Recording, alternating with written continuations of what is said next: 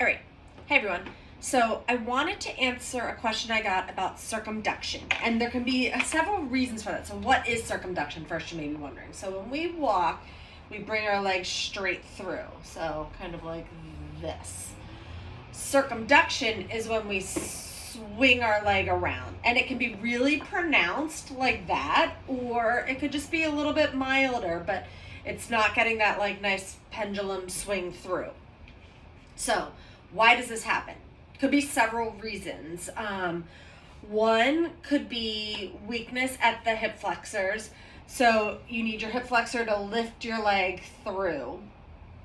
And if you don't have it, you might rely on other muscles to do it.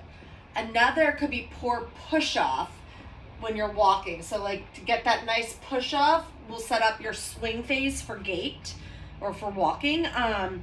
And if you don't get it, so you just are kind of like, you either end up with a marching type step or just a swing through. A circumduct. Gosh, I am sorry. It has been a week, guys. Had my little one home and had to take him to work today with me, so that was fun. So those are two big reasons. Another reason could be because if you're not getting good dorsiflexion, so not able to lift your toes up, you could have to like swing to clear your toes when you're walking. So those are a few reasons. So what can you do about it? Well, one, I like to try to figure out why it's happening. So one of my first places I always go to is to see what's happening with the push off here. Like, are we getting good terminal stance? So is our lower leg going over our foot, and then we're getting that push off, which is going to set us up for a nice swing phase. Our body, the way we do walking, it's designed to make it very efficient so that we don't have to put a lot of energy into it. So if we get that nice push off, it kind of sets up the rest of it.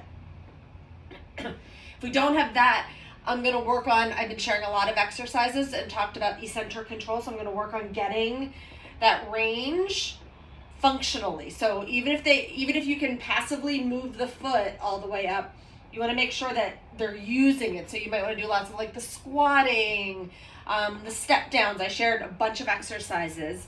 Go check out my feed. Then I might work on some calf strength.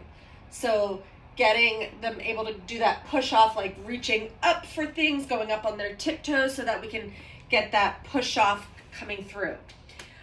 Hip flexors. I just shared an exercise today where we're working on lifting, and it's also working on lifting the toes too. So trying to get something off of the foot is getting that to come straight up. You could also do kicking things off of a different height.